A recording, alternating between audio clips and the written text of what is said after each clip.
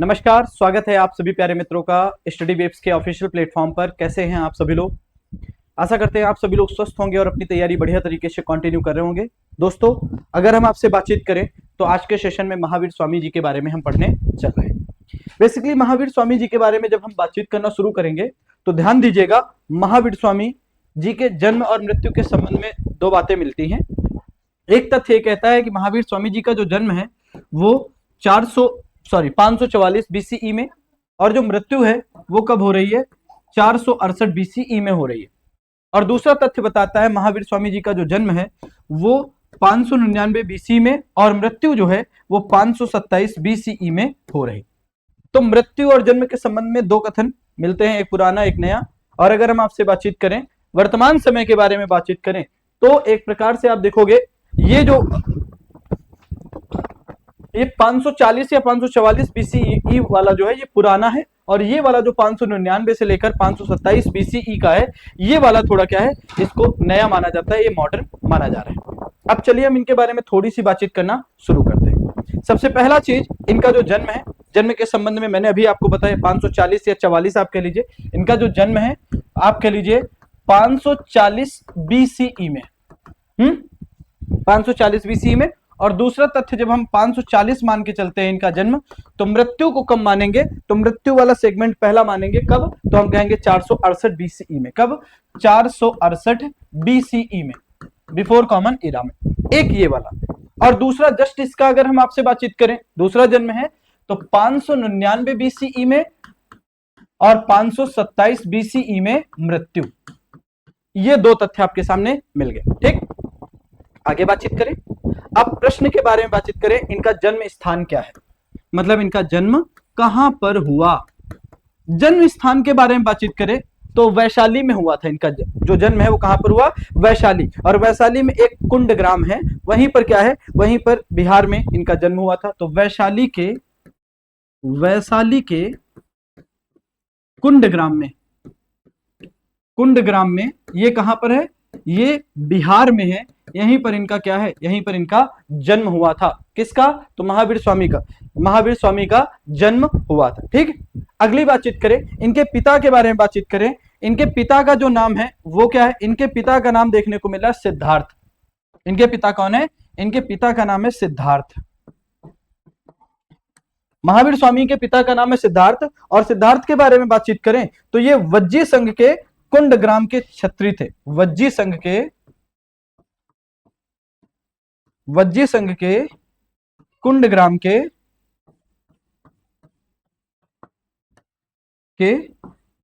ज्ञातक के क्षत्रिय प्रधान थे। क्षत्रिय प्रधान थे महावीर स्वामी के पिता सिद्धार्थ। ये वज्जी संघ के प्रधान थे। आप ज्ञातक कुल के कह सकते हैं या फिर आप क्षत्रिय मान सकते हैं इनको, कि ये कौन से थे? ये आप कहोगे ये क्षत्रिय थे। ठीक है, चलिए इनके बचपन के नाम के बारे में बातचीत करें तो इनका बचपन का नाम महावीर स्वामी का क्या है? महावीर स्वामी का जो बचपन का नाम है वो देखने को मिला है वर्धमान। क्या देखने को मिल रहा है? तो हम कहेंगे वर्धमान इनका बचपन का नाम देखने को मिल रहा है।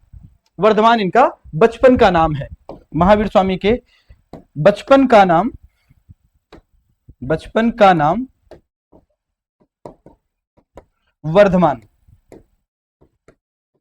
वर्धमान देखने को मिल रहा है। ठीक, वहीं आगे बातचीत करें, इनकी माता का नाम क्या था? इनकी माता का नाम था त्रिशला। वर्धमान की माता का नाम क्या था? वर्धमान की माता का नाम त्रिशला था। और त्रिशला के बारे में बातचीत करें तो ये लिच्छवी शासक चेटक की बहन थी। लिच्छवी शासक चेटक की बहन थी। चेटक की क्या थी? तो चेटक की बहन थी। तो बेसिकली चेटक की बहन का विवाह किसके साथ हुआ? तो हम कहेंगे सिद्धार्थ के साथ, जो वज्जी संघ के क्षत्रिय थे उनके साथ हुआ। और बेसिकली वर्धमान नामक पुत्र उत्पन्न हुआ। आगे बातचीत करें, इनकी पुत्री का नाम, मतलब महावीर की पुत्री का नाम क्या था, या वर्धमान की पुत्री का नाम? वर्धमान की पुत्री का नाम क्या था? वर्धमान की पुत्री के नाम के बारे में बातचीत करें तो इनकी पुत्री का नाम है प्रियदर्शना। क्या नाम है? प्रियदर्शना इनकी पुत्री का नाम देखने को मिलता है। प्रियदर्शना इनकी पुत्री का नाम है। ठीक है, अगली बातचीत करें तो जब पुत्री का नाम, तो वर्धमान के दामाद कौन है? दामाद के बारे में बातचीत करें तो वर्धमान के दामाद है जमाली। कौन है? जमाली देखने को मिलते हैं। और जमाली के बारे में बातचीत करें तो प्रथम शिष्य हुए, यही जमाली थे जो महावीर स्वामी के प्रथम शिष्य हुए। प्रथम शिष्य हुए किसके? महावीर स्वामी के प्रथम शिष्य के रूप में ये जाने जाते हैं। फिर आगे अगर हम आपसे बातचीत करें तो आप देखोगे इनकी मृत्यु के बारे में हम चर्चा कर ही चुके हैं। थोड़ी सी स्टार्टिंग की बातें, इन्होंने अपने बड़े भाई से अनुमति ली और घर त्याग किया। जब इन्होंने अपना घर छोड़ा तब इनकी उम्र कितनी थी? तो 30 वर्ष। तो एक पॉइंट लिखिएगा, 30 वर्ष की अवस्था में इन्होंने गृह त्याग किया। 30 वर्ष की अवस्था में इन्होंने बड़े भाई से पूछकर, बड़े भाई से अनुमति लेकर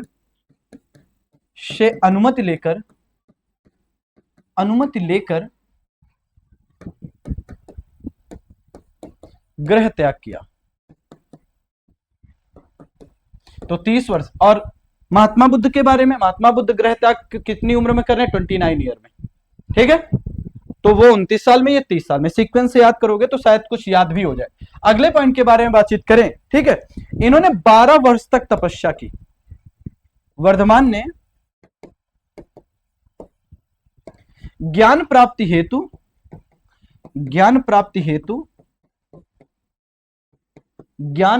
हेतु 12 वर्ष की कठिन तपस्या की।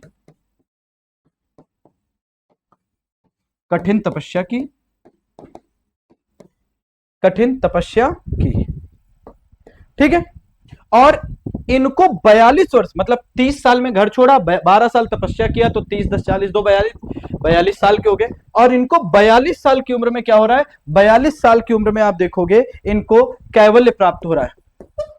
42 वर्ष की आयु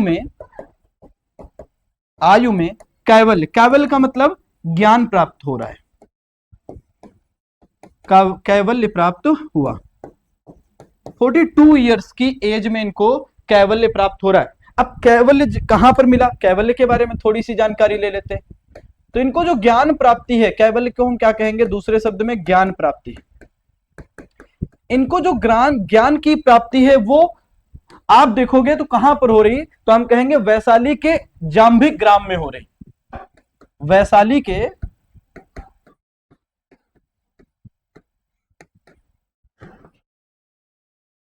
जाम्भिक ग्राम में हो रही है।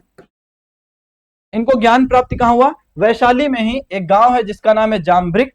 यहां पर इनको क्या हो रहा है? ज्ञान की प्राप्ति हो रही। ठीक, अब इनको ज्ञान की प्राप्ति वट वृक्ष के नीचे हो रही। वट वृक्ष के नीचे ज्ञान प्राप्त हुआ। वट वृक्ष के नीचे इनको क्या हो रहा है? वट वृक्ष के नीचे इनको ज्ञान की प्राप्ति हो रही। फिर अगले पॉइंट के बारे में बातचीत करें। जहां पर इनको ज्ञान प्राप्त हुआ वहां पर एक नदी बहती थी और उस नदी को क्या कहा गया? ऋजुपालिका नदी के किनारे। तो ऋजुपालिका नदी के किनारे इनको ज्ञान प्राप्त हुआ। ऋजुपालिका नदी के किनारे इनको क्या हुआ? ज्ञान की प्राप्ति हुई। और जब इनको ज्ञान मिला तो हम क्या कहेंगे? कैवल्य प्राप्त होने के बाद ये क्या कहलाए? कैवलिन कहलाए। तो एक लाइन लिखिएगा, कैवल्य प्राप्त होने के बाद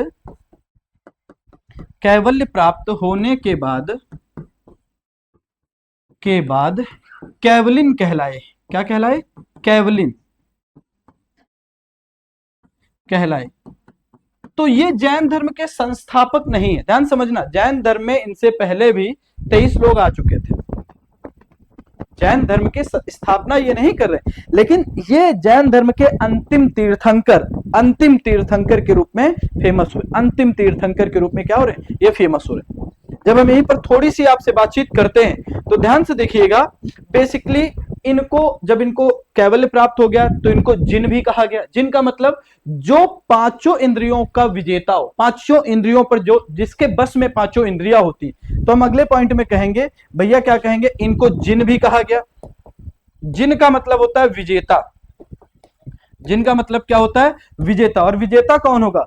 पांचों इंद्रियों पर विजय पाने वाले को विजेता। पांचों इंद्रियों पर विजय पाने वाले को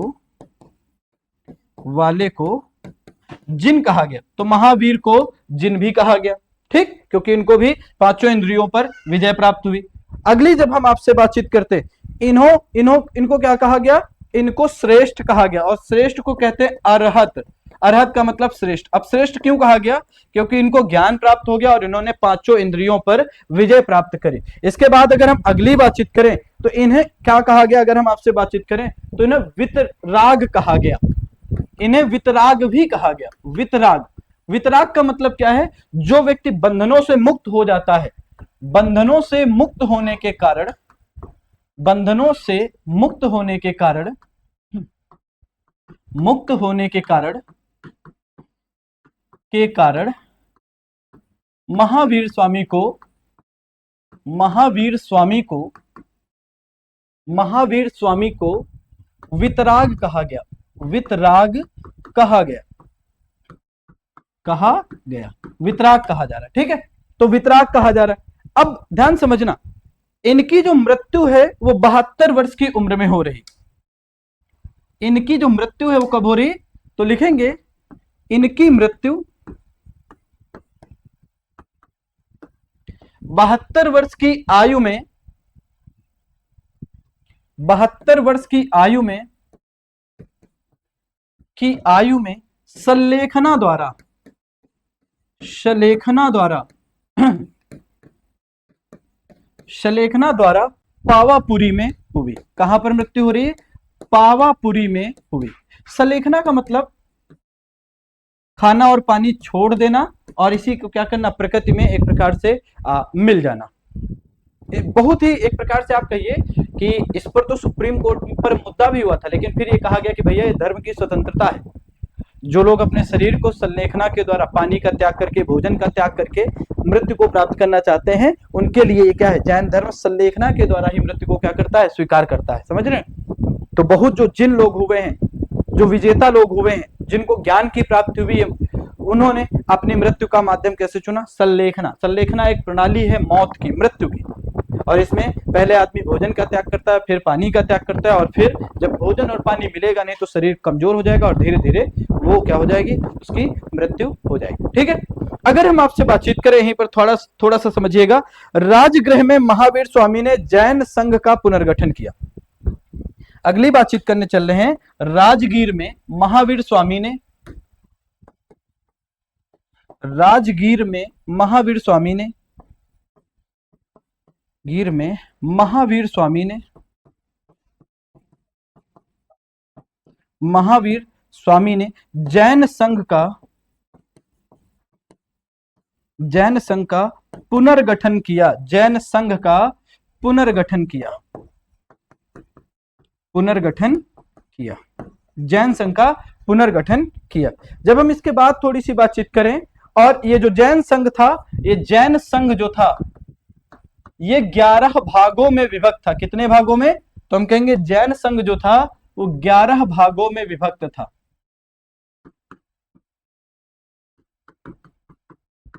विभक्त था, ठीक है। इसके साथ साथ अगर हम आपसे बातचीत करें, और 11 भागों में 11 गणधर थे।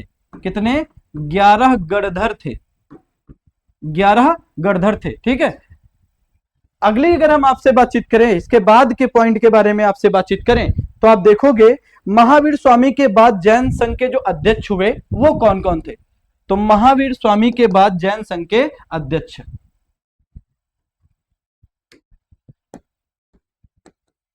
महावीर स्वामी के बाद जैन संघ के अध्यक्ष,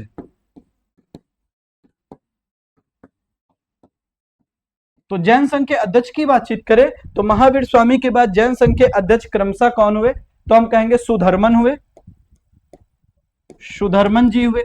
सुधर्मन के बाद अगर हम आपसे बातचीत करें, जम्बू स्वामी हुए, जम्बू स्वामी हुए।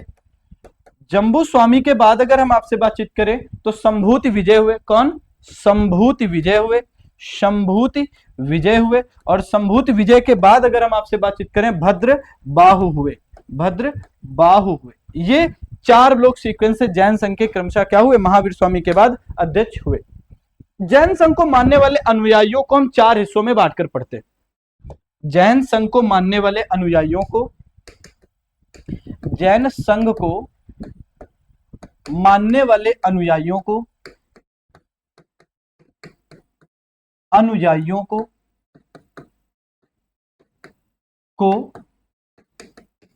चार भागों में बांटा जाता है। ये चार भाग कौन कौन से हैं? तो एक तो हो गया भिक्षु, दूसरा हो गया भिक्षुड़ी, एक हो गया भिक्षु, दूसरा क्या हो गया? दूसरा हो गया भिक्षुड़ी, तीसरा हो गया श्रावक, तीसरा क्या हो गया? श्रावक, और चौथा क्या हो गया? श्रविका। तो जो जैन संघ को मानने वाले लोग हैं उनको चार वर्गों में क्या किया गया? चार भागों में बांटा गया। एक भिक्षु, भिक्षुड़ी, श्रावक, और श्रावक के साथ साथ बातचीत करें तो श्रविका है। ठीक है। इसके साथ साथ अगर हम आपसे बातचीत करें, अगर आप देखोगे बेसिकली अगर हम शिक्षाओं और दर्शन की बातचीत करें, जैन धर्म की शिक्षाओं और दर्शन के बारे में हम आपसे बात करें, तो एक हेडिंग करिएगा, जैन धर्म की शिक्षाएं और दर्शन। हेडिंग करिएगा, जैन धर्म की शिक्षाएं और दर्शन। शिक्षाएं और दर्शन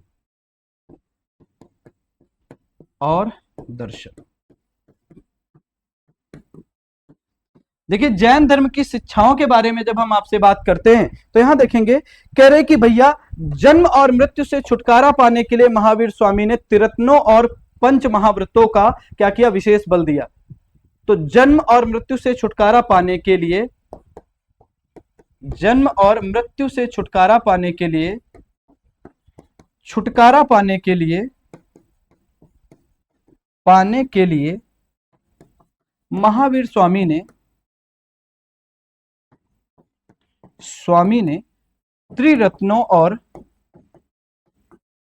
त्रिरत्नों और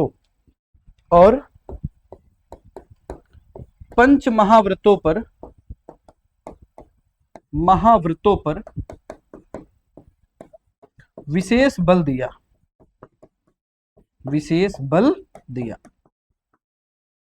चलिए अगली अगर हम आपसे बातचीत करें, अब ये त्रिरत्न क्या है? तो त्रिरत्न का मतलब है तीन चीजों के बारे में यहां पर आपसे बात करेंगे। ये त्रिरत्न क्या है? तो पहला है भैया सम्यक विश्वास।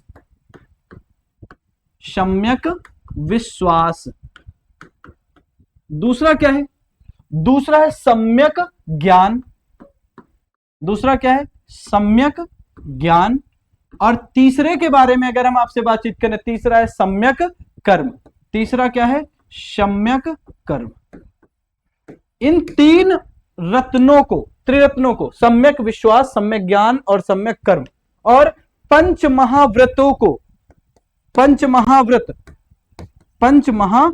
अब पंच महाव्रत क्या है? पंच महाव्रत के बारे में जब हम आपसे बात करते हैं तो आप देखते हो, कहेंगे अहिंसा। जैन धर्म घोर अहिंसक है। हिंसा को बिल्कुल भी स्वीकार नहीं करता, बिल्कुल भी। चींटी जैसे छोटे जीवों को मारने पर भी ये बल नहीं देता। अहिंसा के साथ साथ कहा गया कि सत्य बोलो, सत्य, चोरी नहीं करना, अस्तेय की बात करी गई। इसके बाद अगर हम आपसे बातचीत करें, अपरिग्रह की बात करी गई, और पांचवा जो है वो कहा गया है ब्रह्मचर्य के बारे में। तो कहते हैं अगर कोई व्यक्ति त्रिरत्नों और पंच महाव्रतों का पालन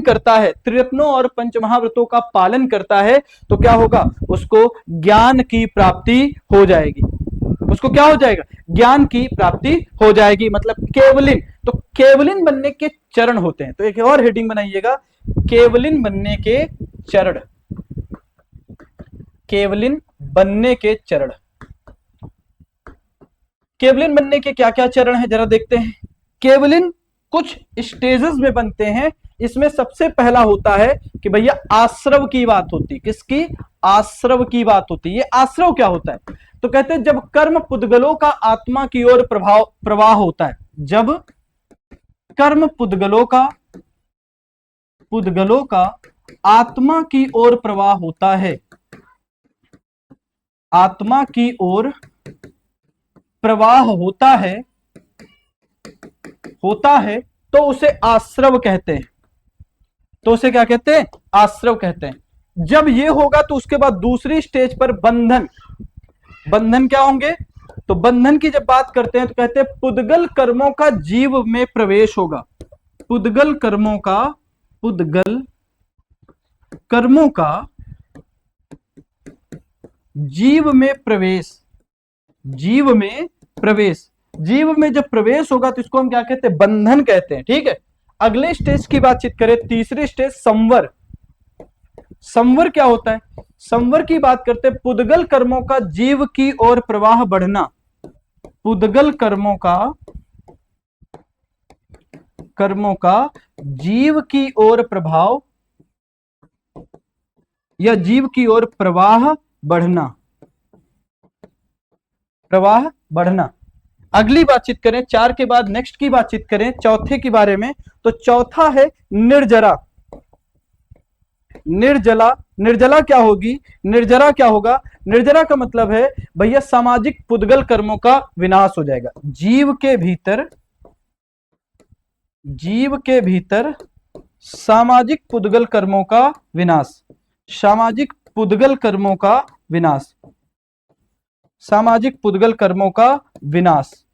तो आगे जब ये 4 स्टेज हो जाएंगे तब आप 5वें पर पहुंचोगे, और 5वें में क्या हो जाएगा, 5वें में कैवल्य हो जाएगा, आपको कैवल्य की प्राप्ति हो जाएगी, और इसको कहेंगे जीवन तथा मृत्यु, जीवन तथा मृत्यु के चक्र से छुटकारा पाना, चक्र से छुटकारा पाना, छुटकारा पाना। ये बेसिक इनका कॉन्सेप्ट है। केवलिन 5 स्टेज में बना जाता है। केवलिन कितने स्टेप में, 5 स्टेप में एक व्यक्ति केवलिन की ओर अग्रसर होता है। ठीक है, केवलिन 5। अब ध्यान समझना, महात्मा बुद्ध एक्सपायर हो गए, सॉरी महावीर स्वामी जी एक्सपायर हुए, 72 वर्ष की आयु में पावापुरी में इनका निधन हो गया। और उसके बाद 2 जैन संगीतियां हुई, अभी तक केवल 2, जैसे बौद्ध संगीतियां कितनी, 4, उसी तरीके से 2 जैन संगीतियां हुई। जैन संगीतियों की संख्या कितनी, 2। ये 2 जैन संगीतियां कब कब हुई हैं, तो पहली जो जैन संगीति हुई है वो पहली हुई है पाटलिपुत्र में। पहली जैन संगीति कब हुई है, जैन संगीति जो हुई है वो कहां पर हुई है, पाटलिपुत्र में हुई है। कहां पर हुई है, पाटलिपुत्र में। अब पाटलिपुत्र में हुई है, अब पाटलिपुत्र कब हुई है, हुई कब है, तो हम कहेंगे 300 BCE में। अब 300 में राजा कौन है, तो इस समय अगर आप थोड़ा सा जोड़ डालो तो हम आपको बताएंगे चंद्रगुप्त मौर्य क्या है, इस समय के शासक देखने को मिल रहे हैं। इस समय राजा कौन है, चंद्रगुप्त मौर्य जी क्या है, इस समय के राजा हैं, इस समय के राजा हैं। अब यहीं पर बातचीत करें, इसमें क्या हुआ, इसमें अगर हम आपसे बातचीत करें तो प्रथम अगर आपसे बातचीत करें जैन संगीत की जो अध्यक्षता है वो किसने करी, स्थूल भद्र ने करी या स्थूल बाहु ने की। इसकी अध्यक्षता किसने की, तो अध्यक्ष कौन थे, स्थूल भद्र या स्थूल बाहु, बाहु या स्थूल भद्र ने क्या की थी, प्रथम जैन संगीत की, स्थूल भद्र प्रथम जैन संगीत की अध्यक्षता करी थी। ठीक है, और अगर हम आपसे बातचीत करें तो इस संगीत में महावीर स्वामी के पवित्र विचारों को 12 अंगों में विभाजित किया गया। इसमें क्या किया गया था, इस समिति में महावीर स्वामी के विचारों को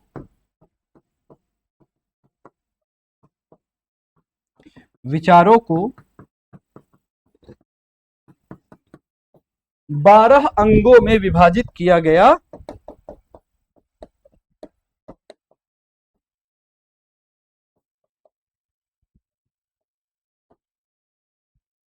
विभाजित किया गया था, 12 अंगों में विभाजित किया गया था। ठीक है, और हम थोड़ी सी बातचीत करें तो इसी समिति में क्या हुआ, जैन धर्म श्वेतांबर एवं दिगंबर में क्या हो गया, विभक्त हो गया। इसी समय क्या हुआ, तो हम कहेंगे इसी समय जैन धर्म श्वेतांबर तथा दिगंबर में विभक्त हो गया। इसी समय जैन धर्म श्वेतांबर तथा दिगंबर में, श्वेतांबर तथा दिगंबर में, श्वेतांबर तथा दिगंबर में विभक्त हो गया, विभक्त हो गया। श्वेतांबर का मतलब जो कपड़ा धारण करते थे, दिगंबर का मतलब जिनकी जो आसमान ही है वस्त्र के रूप में, मतलब जो नग्न रहते थे। श्वेतांबर जो विचारधारा थी, इसका सपोर्ट कौन कर रहा है, तो इसकी जो एक प्रकार से इसके अध्यक्ष जो हैं श्वेतांबर समूह के, स्थूल कहेंगे, कौन कहेंगे, स्थूल बाहु। कौन है, तो हम कहेंगे यह जो संप्रदाय है वो स्थूल बाहु के द्वारा, श्वेतांबर को स्थूल बाहु के नेतृत्व में, वहीं दिगंबर को भद्र बाहु के नेतृत्व में, भद्र बाहु के नेतृत्व में क्या किया जा रहा है, आगे बढ़ाया जा रहा है। तो ये लोग कपड़े पहनने लगे, वो कपड़े नहीं पहनते थे, यही बेसिक डिफरेंस था। ठीक है, अब हम अगर आगे बातचीत करें थोड़ी सी इसके बारे में, तो जैन धर्म में टोटल जो कितनी, आप देखोगे कितने तीर्थंकर हुए हैं, जैन धर्म में टोटल 24 तीर्थंकर हुए हैं।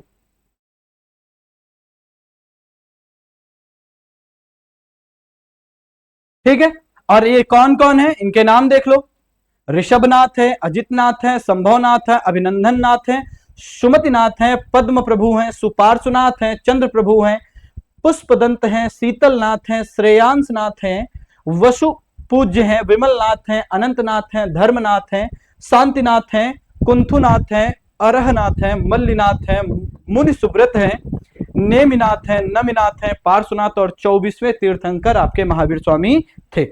24वें तीर्थंकर कौन थे, तो हम कहेंगे भैया महावीर स्वामी। और यहीं पर थोड़ी सी बातचीत कर लेते हैं, वहीं द्वितीय बुद्धिस्ट काउंसिल 512 ईस्वी में, सॉरी, द्वितीय जैन संगीति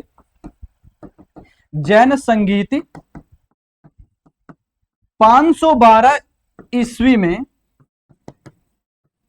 कहां पर हुई थी, तो हम कहेंगे द्वितीय जैन संगीति 512 ईस्वी में गुजरात में हुई थी, गुजरात में हुई थी, गुजरात में ये काउंसिल हेल्ड हो रही है। ठीक है, और अगर हम आपसे थोड़ी सी यहीं पर बातचीत करें, तो यहीं पर अगर आप देखोगे तो जो जैन साहित्य है, आगम, आगम को क्या किया गया, यहीं पर इसको लिखा गया एक प्रकार से। ठीक है, आगम को क्या किया गया, आगम नामक जैन साहित्य को यहीं पर लिखा गया। और थोड़ी सी बातचीत अगर हम और करें, तो आप यहीं पर देखोगे ऋषभनाथ का जो एक प्रकार से चिन्ह है जिससे उनको दर्शाया जाता है वृषभ से, अजितनाथ को दर्शाया जाता है हाथी से, संभवनाथ को दर्शाया जाता है घोड़े से, अभिनंदन नाथ को दर्शाया जाता है बंदर से, वहीं सुमतिनाथ को अगर हम आपसे बातचीत करें क्रोंच पक्षी से, पद्म प्रभु को पद्म से, वहीं श्रेयांस नाथ को गैंडे से, वसुपूज्य को महिष से, और वहीं नेमिनाथ को नीलोत्पल से, और पार्श्वनाथ को नाग से। तो आपको एक प्रश्न का उत्तर देना है, और प्रश्न क्या है, महावीर स्वामी का जो प्रतीक चिन्ह है वो क्या है। तो आप सबको पता होगा क्या उत्तर होगा, तो आप कह दोगे भैया सिंह। अब ध्यान दीजिएगा, आप लोग हमारे टेलीग्राम चैनल से जुड़ सकते हैं, और टेलीग्राम चैनल का नाम क्या है, तो आप कहोगे GKGS बाई सुधांशु सर। अगर आप सभी को सेशन अच्छा लगे तो आप क्या किया करो, आप सेशन को लाइक कर सकते हो, शेयर कर सकते हो, अपने दोस्तों तक पहुंचा सकते हो, सब्सक्राइब कर सकते हो, बोल सकते हो। ठीक है, बाकी आपको इस टेलीग्राम पर वीडियो का लिंक और PDF मिल जाएगी। थैंक यू, नमस्कार, मिलते हैं नेक्स्ट सेशन में। बहुत बहुत आभार सबका।